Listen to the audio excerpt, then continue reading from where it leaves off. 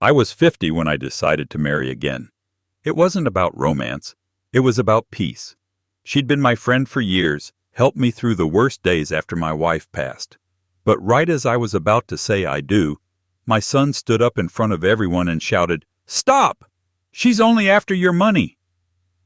The room went silent. My bride dropped her bouquet. I wanted to believe he was mistaken, that he was just being protective. But a few weeks later, when I started checking my accounts and realized the numbers didn't add up, I understood. My savings were disappearing, slowly, quietly, and my son was the reason why. My name is Harold Miller. This is the story of my life. I was not born into money. I was born into work. My father kept a small shop behind our house, and I learned early that a straight line is not a suggestion. I carried that into my life. I built cabinets, then stairs, then whole rooms. By the time my knees started talking back, I ran a crew and took the smaller jobs myself. The house we live in. I set the crown. I ran the baseboard. I leveled each sill until the bubble sat dead center. That grandfather clock by the hall? My father and I rebuilt it when I was 23. He tuned the chime. I sanded the case. It has counted every day I have earned since. I married young.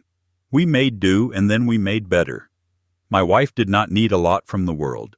She needed a clean kitchen, a steady plan, and a kind word every day. When she got sick, I learned the other kind of labor. Long nights, paperwork, soft voices. I made soup when she could eat. I read her short things when she could not focus. When she was gone, the house felt too big. The clock kept time anyway, and for a while I hated it for that. How it kept moving without asking me if I was ready. My son was always clever. He did not like the shop much. He liked the finish more than the work. When he was 12, he watched me sand a rail and asked how many minutes I would save if I skipped to the finer grit. I told him corners tell the truth. He said corners are where people don't look. He liked screens, numbers, things that moved fast. When he was a boy, he'd stand at my bench and say, "Why not buy the shelf instead of building it?" He liked shortcuts if they ended up looking the same. As a man, he built an LLC and said the initials sounded strong. He told me there was no pride in doing something the slow way if the end was the same. We did not fight about it. We were polite. But that is a kind of distance too. I am a grandfather. Emily's hands are small and warm, and when she visits, she taps the clock's glass and asks when it sings. I show her where the key goes and how the weights hang. I tell her it is old and stubborn, just like me. The lake lot. I bought that after a hard summer when the crew worked 6 days a week. I wanted a place for the family to hear wind in the trees, not machines. I took my son there when he was young. He threw rocks and asked when we would get a boat. I told him we would start with a blanket and a sandwich and learn the rest later. After my wife passed, the house kept asking for care, and I gave it. Lydia showed up one Saturday with lemon oil and a ring of keys I did not recognize. "These are for the church pantry," she said. "I'll return them. But first, let me help you clean this table." She did not push. She did not pry. We cooked simple meals and ate them slow. She never took $1 from me, and she made me take a breath when I forgot how. I began to sleep again. I began to drink coffee in the morning from the chipped green mug my wife bought at a roadside stand 30 years ago. I kept it because it fit my hand and because it had survived every move we made. The pale blue folder came from the jobs I used to run. I kept one for each site: permits, receipts, measurements. So I did not have to remember what the paper could remember for me. When you manage a crew, you learn that stories change, but numbers do not. I kept the habit after I retired. Taxes, warranties, a note from the shop in town about the clock's last service. When people ask how I keep my head, the answer is the folder. I empty my head into it so there is room to think. My son stepped into my life in a different way after the funeral. "I'll handle things," he said in the kitchen, his palm on the counter I had finished by hand. "You shouldn't have to worry about passwords and drafts and bills." He set up an app on my phone while I stood there, and he said, You'll thank me later. I did thank him. I wanted to believe help and control were the same. They are not. Help asks, control assumes. When I turned 50, I did not make a big speech about starting over. I simply told myself I was allowed to have company in a house again. I was allowed to laugh in the kitchen without guilt. Lydia and I took a drive to the lake and packed egg salad and apples and sat with our backs against a tree. We do not need to be perfect, she said. Just present. I believed her. I still do. So when I stood in that chapel and heard my son's voice cut the air, I knew this was not just about a ceremony.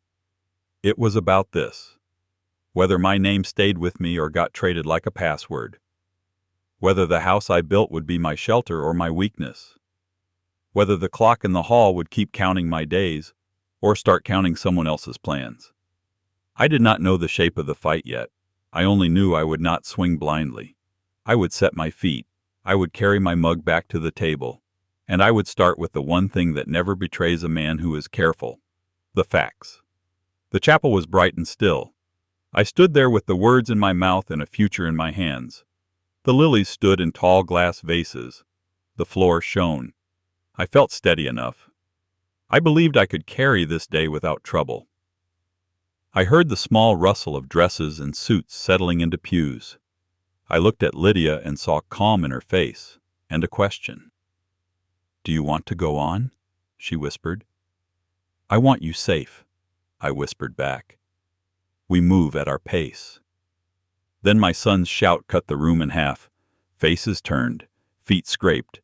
The sound of his voice pushed the air out of the place. I did not answer him there. I would not fight in front of friends. I looked at the officiant. "We'll pause," I said, steady. I walked my bride to the side hall where it was cooler and quiet. The door clicked shut and the noise became a muffled storm. "I am so sorry," I told her. She swallowed hard. "Do you believe him?" "I believe you deserve a calm day," I said. "We will not hand him the show." I picked up her bouquet and handed it back. She looked down instead of at me. I could feel the weight of what he had done. It was not a question anymore. It was a move. It changed how the next hour would go, and maybe the next year.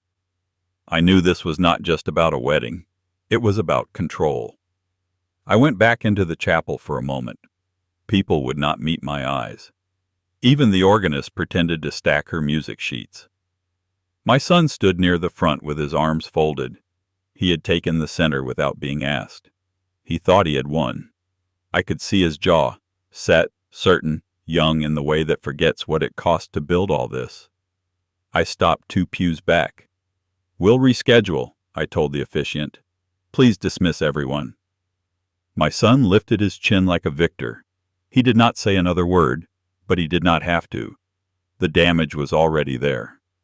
I asked myself a cold question as I turned away.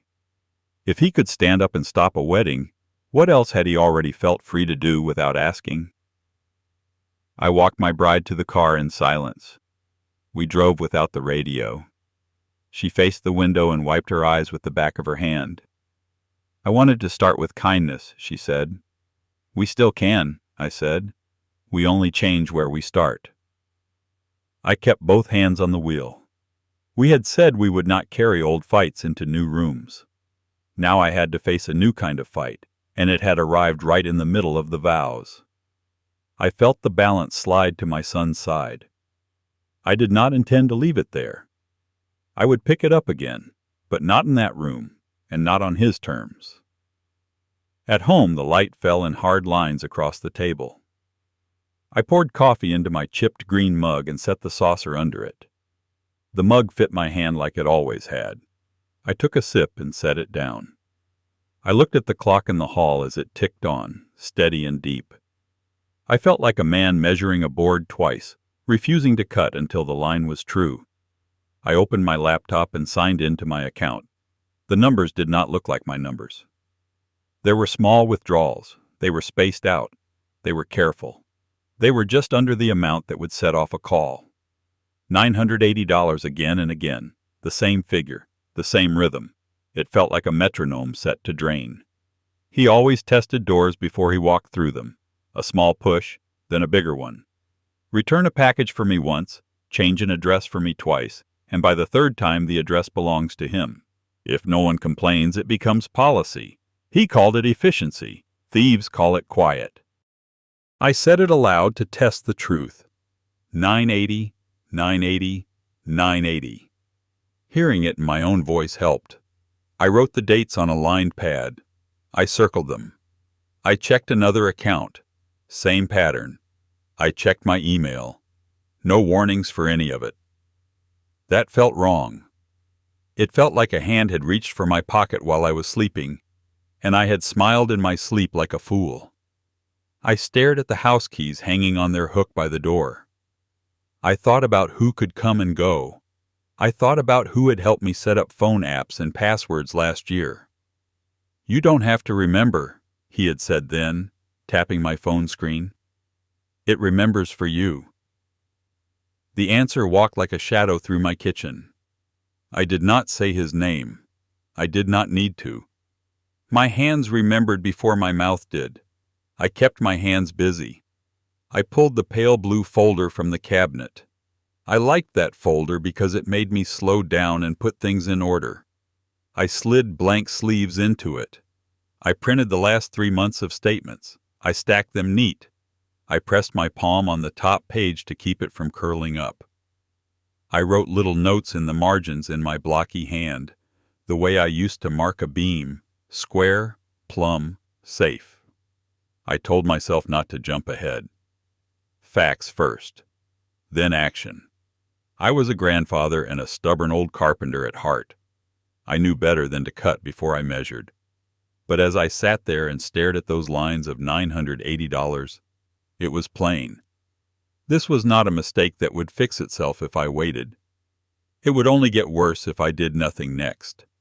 A quiet theft was still a theft. Quiet only helps the thief. He came late in the day like he was checking up on a job site. He let himself in after a light knock and stood in the doorway with that easy smile he used when he wanted me to feel calm. "Road's a mess," he said, brushing an invisible speck from his sleeve. "Been thinking about you all day." "We should sit." "We'll stand," I said. I did not move from the table. He set a manila envelope on the coffee table and tapped it with 2 fingers. "I brought something that keeps things simple," he said. "Temporary. Just to help you with bank stuff, paying people, you know. You don't need the burden, Dad. Let me take it off you a while." "How temporary?" I asked. "Until you're settled," he said. "Until we get through this awkwardness." He glanced toward the hall like there might be an audience. I did not open the envelope. I rested my hand on it. I watched his eyes move to the hook by the door where my spare house keys hung. He did not turn his head. He just glanced. He had done that since he was a boy. He counted what was in a room without moving. "You always kept the keys right there?" he said lightly. "You know, just in case." "In case of what?" "In case I need to come help," he said. "You know I'm the one who comes when you call." I lifted my hand from the envelope. "I will not sign anything today. I will read with someone who knows these things better than me." He kept smiling, but he pressed his tongue to his cheek. "Why invite strangers?" he said. "We can keep this in the family." That word, family, came out like a lever. "We will keep truth in the family," I said. "That is what matters." He slid the envelope back under his arm like it had never been mine to touch. "We'll talk again soon," he said. He walked around the living room once, slow, like he was trying to remember where things went. "Looks good in here," he added, eyes still measuring the corners. "You move the keys sometimes, right?" "They move when I move them," I said. My hand stayed on the edge of the table. I kept my own pace. He waited for me to fill the silence. I did not. When he left, the room felt lighter. It told me something without a word, that the envelope was not for me, it was for him. I wrote down what he had said on a small notepad and slipped it into the pale blue folder. Temporary authority, I wrote. Help with bank stuff. I wrote, he counted the keys. Then I took the actual keys off the hook and put them in my pocket. I made coffee. I watched the street from the window. If he brought papers to me today, I asked myself, what did he already do yesterday while I wasn't looking? The question sat like a stone. It did not move. Near midnight, I cleaned the counters and put things in their places. I liked ending the day that way. It cleared the noise. The house sat still. The grandfather clock in the hall chimed 12 and then settled back into its slow tick. I told myself out loud, you will not be rushed. You will not be scared. You will be exact. My phone buzzed on the table. A message came in and told me to keep Lydia out of this. No name, no hello, just that. I picked up the phone and stared at the words. Who is this to you? I said to the empty room. I put the phone face down. It buzzed again. This time it was an email from the bank saying my contact email had been changed. I had not changed it. I opened the laptop. I went to the security page. I did not run around the site. I went slow and checked what I knew to check. Something was wrong. I wanted something on paper I could hold in my hand. I wanted names and times. I wanted a number I could point to. Email. Security alert. Subject. Contact email. Updated.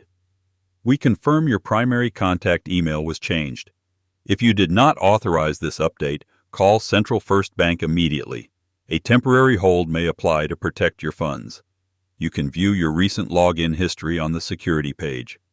Reference: Case 41773. Central First Bank Online Security Team. I wrote the case number on a sticky note. I put the note in the pale blue folder under a new tab I named Security. I closed the laptop and set it on the chair by the door. I thought it looked like a guard sitting there. Stand watch, I muttered, and almost smiled at myself for saying it. I checked the door locks. I checked the windows.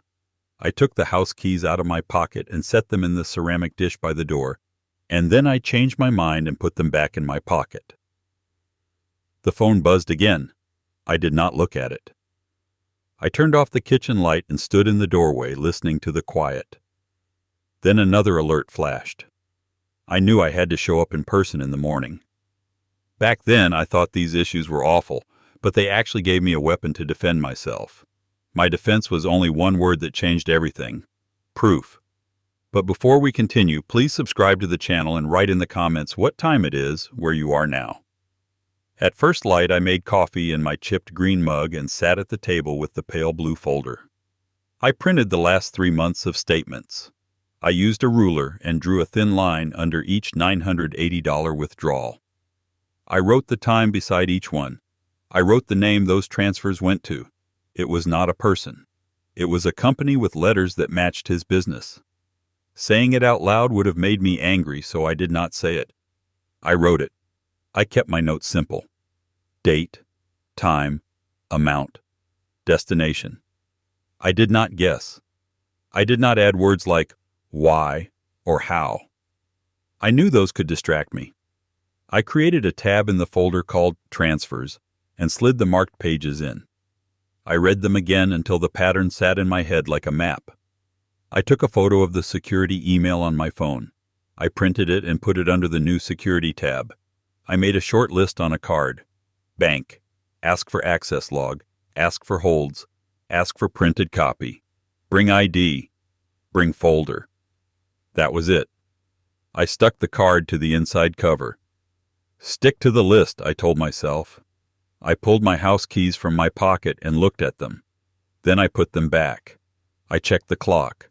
I looked out the window at the street. I wanted to move fast, but I knew better than to rush. I locked the door and headed out. On the step, I paused. You built a house, I told myself. You can build a record. On the drive, I went over what I would say so I would not wander. Show me the log, I would ask. Print me the log. Place the hold. Tell me what I must do at home.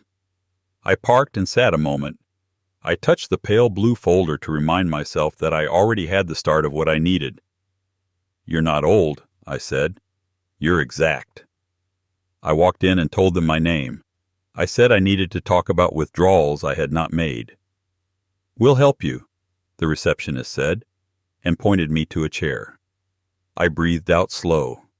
This was not a story I wanted to be in. But I was in it. And I could still make a better ending if I kept my steps clear. The bank officer met me in a small glass room. It had a table, 2 chairs, and a printer that hummed every few minutes. I put the pale blue folder on the table and opened it to the Transfers tab. I slid the pages to her side. I sat still and let her read. She lined up my notes with her screen. You did good work here, she said. This makes it simple. She typed. She clicked. She printed a page. She lined it up next to my statements. She showed me the times side by side. We can place a hold on any transfers you don't make in person, she said. Do you want that? Yes, I said. Today. She asked for my ID. I handed it across in the worn leather sleeve I had used for years. Any other devices log in? She asked. Not with my say, I said. She handed me a printout of the recent access log. It showed the times and where the logins came from. She traced a line with a pen. Here, she said, tapping an entry near midnight. And here. Same network, same neighborhood. I watched in silence. She did not say my son's name. She did not need to. Can you email me a statement about this? I asked. I'll send it today, she said. Bring it back if you want it stamped. And change your passwords at home. Check your mailing address here in person. Avoid phone changes for a while. I will, I said. I kept my eyes on the paper and not on the feeling in my chest. Anger is a bad carpenter. It builds crooked. I signed a form to put the hold in place. I kept a copy. I liked the weight of that page. It felt like a handle I could grab if I needed it. Call if anything else changes, she said, standing. She opened the door. You're doing the right things. Thank you, I said, and held the folder tight to my side. In the parking lot, I sat in the car for a minute and looked at the folder. The day felt different. It wasn't louder. It was clearer. I had taken something back. It was a small thing, but it was mine. My lawyer's office sat in a small brick building close to town. The front room had a coat rack, a quiet desk, and a chair that did not wobble. I liked that chair. It felt honest. I did not want a long discussion. I wanted a few simple steps. He greeted me with a nod. Rough week, he said. It's a week with work to do, I said. I set the old manila envelope on the table. It held my older papers. We looked through them. We did not linger. I want a simpler layout, I told him. Less guessing. Less doorways for trouble. He opened a new packet. We'll put your house, the lake lot, and your accounts under one roof, he said. Fewer knobs for anyone to turn. You remain in charge. Clear rules. Simple. Will it hold? I asked. I needed a straight answer. He met my eye. Yes, he said. Because it's clean. We made the new packet. It fit into the manila envelope. I could feel the difference right away. The envelope did not feel like a pile of old things anymore. It felt like a set of tools I could use. You can bring anyone you trust to witness signings, he said. Lydia will come, I said. Saying her name steadied me. I'll schedule you, he said. We'll keep it plain. I did not need the details of every form to understand what mattered. What mattered was this. I would know where my money went. I would set who could touch it. I would not let anyone in the door unless I said so on paper and in person. It's not about keeping things from him, I said. It's about keeping things with me. That's the right sentence, he said. Keep it. When I left, I tucked the manila envelope snug under my arm. I walked to the car and set it on the seat. I looked at the empty hook in my house later and decided to keep it empty for a while. I carried the keys in my pocket. I liked the feel of them right there, where I could reach them without thinking. I cooked a small dinner. I ate in the quiet kitchen. My phone sat on the counter. A new message came in. "You're making this ugly. Stop dragging people in." I put the phone face down. "The truth is already in," I said to the counter. "I'm just catching up to it." That evening, Lydia came over. I made rosemary chicken and set the table. I put 2 plates down and set my house keys beside her plate so she saw them without me saying a word. We ate for a minute without talking. I liked that about her. She never filled the air just to fill it. She put her fork down and slid the keys back across the cloth to me. "I will stand with you," she said, simple as a door closing. "I'm bringing you to the next signing," I said. "You'll see everything. No surprises." "Good," she said. "And if he calls?" "I won't answer," I said. "Not for talk. I will answer for paper." "Then we'll sleep tonight," she said, and gave me a look that said she knew sleep had been thin in this house. I told her my plan in simple terms. I would go back to the bank for a stamped copy of what they had seen. I would finish moving my accounts where I could see them at a glance. I would keep notes in the pale blue folder. I would not argue with anyone on the phone. I would let the paper do the talking. "If he wants to be heard," I said, "he can read." We washed the dishes. We checked the back door. We checked the front door. The house felt steady. The grandfather clock in the hall moved the minutes along. I put the manila envelope on the counter. I put the pale blue folder beside it. I liked seeing them together. It felt like seeing my tools laid out before I started a job. When she left, I stood in the doorway and watched her taillights fade down the street. I went back in and sat for a long time. I felt a kind of calm I had not felt in weeks. It was not because anything was over. It was because I had a direction I could trust. "Stay on the line," I told myself. "Don't let him draw you off it." The next day would test it. Morning came with a light rain. A courier walked up the path and put a small stack of certified letters in my hand. "Sign here," he said. I signed his screen with my finger. The letters were plain. They said who could do what and who could not. They said where mail should go and how to reach me. I did not add a single word. I sat at the table and attached the green receipts to each letter. I set one copy aside for my folder. I slipped another into the manila envelope. The last copies went into the mailbox at the road. I lifted the flag and stood a moment. It felt like lifting more than a flag. It felt like moving the weight off my chest and onto solid lines of print. My phone rang. His name showed on the screen. I watched it ring and then stop. "Not today," I said. "Today the paper talks." The letters and the folder and the steps would decide things, not a speech over a line. I walked back inside and set the kettle on. I poured coffee into my chipped green mug. I put the mug on the table and leaned over the pale blue folder. I checked the tabs in order: transfers, security, notes. I wrote down the time I mailed the letters. I wrote "received courier" at 9:10. I liked writing that. It made the day feel like a record instead of a storm. I looked at the manila envelope and felt grateful for simple paper. I had built a lot of things in my life with boards and nails. Now I was building a different kind of thing. It was still a structure. It still needed a level and a plan. "Level, plumb, square," I said.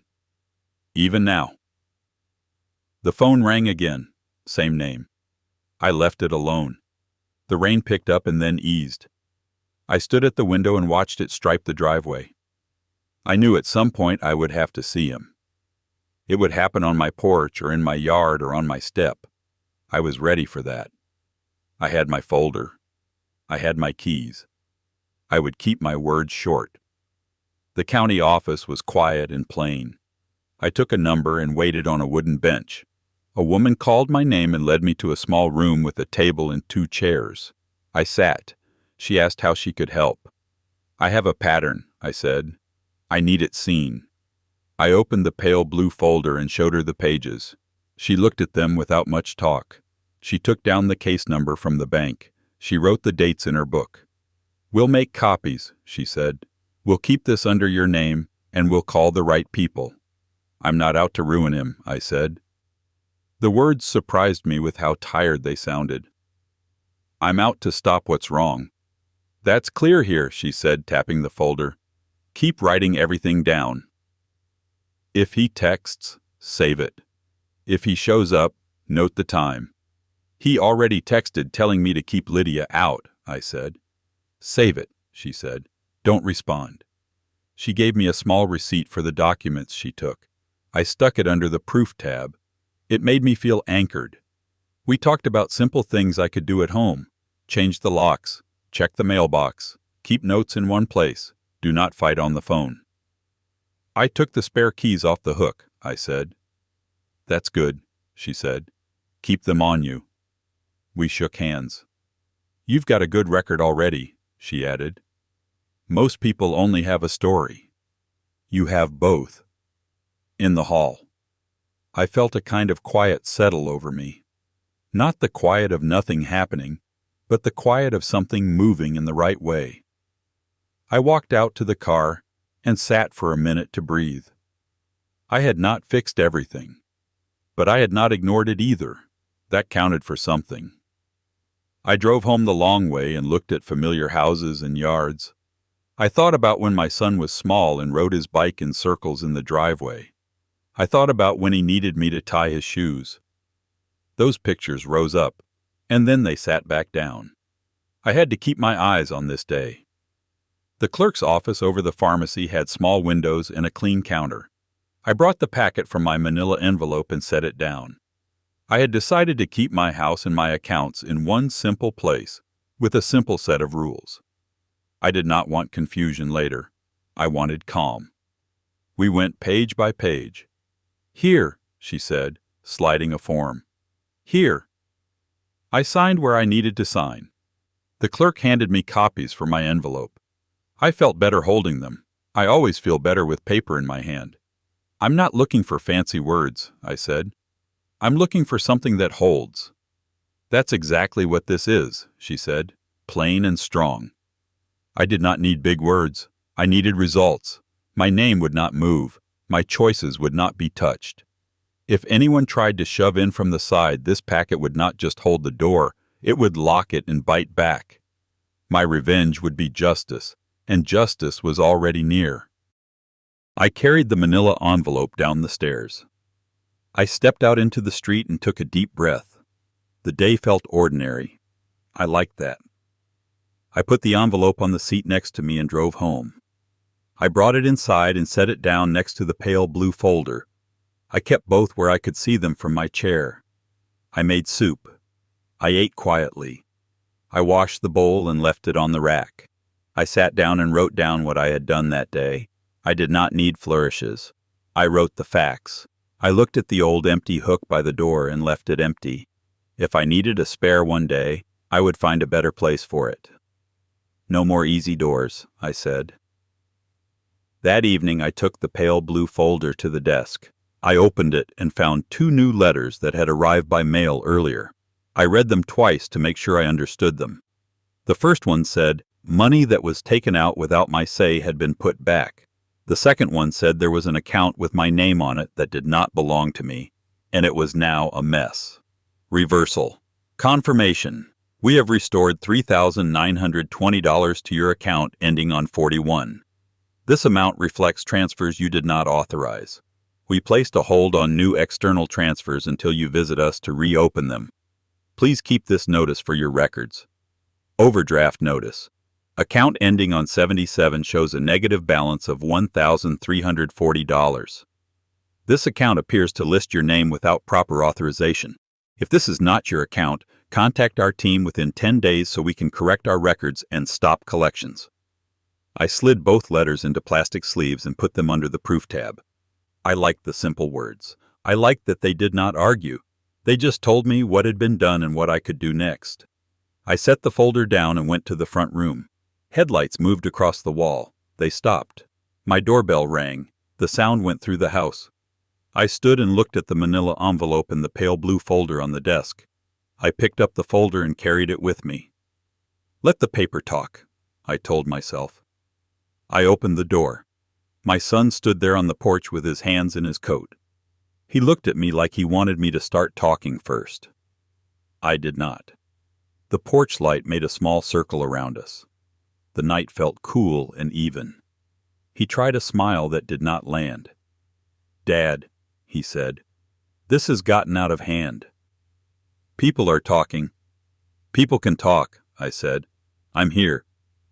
"You've made me look like a thief," he said, voice tight. "You know I was just—" "Stop," I said, calm. "No stories tonight." We stood without talking for a few seconds that felt long. My son looked past me into the house like he was trying to see what he could not see. I kept the door open just enough for me. I held the pale blue folder at my side. I had one sentence ready. I raised my hand and kept my voice even. "Give me my spare key and leave my property." I let the words sit between us. He shifted his weight. He looked down at his shoes and back up at me. "Are you serious?" he asked. "You're choosing her over me?" "I'm choosing my name over lies," I said. "Key." He did not hand over a key right away. He pulled at his pockets and found nothing. He seemed surprised by that, as if a pocket might change its mind. "You're being dramatic," he said. "We can talk." "No," I said. "We can write." I felt the shape of the folder against my leg. I felt the edge of the door in my hand. I took out my phone. I did not raise my voice or step forward. I had a number ready that I had saved a few days earlier. A car rolled onto our street without noise. It parked at the curb. An officer stepped out and walked up the path. My son groaned softly. "Dad," he said, "come on." I held out a page from the pale blue folder.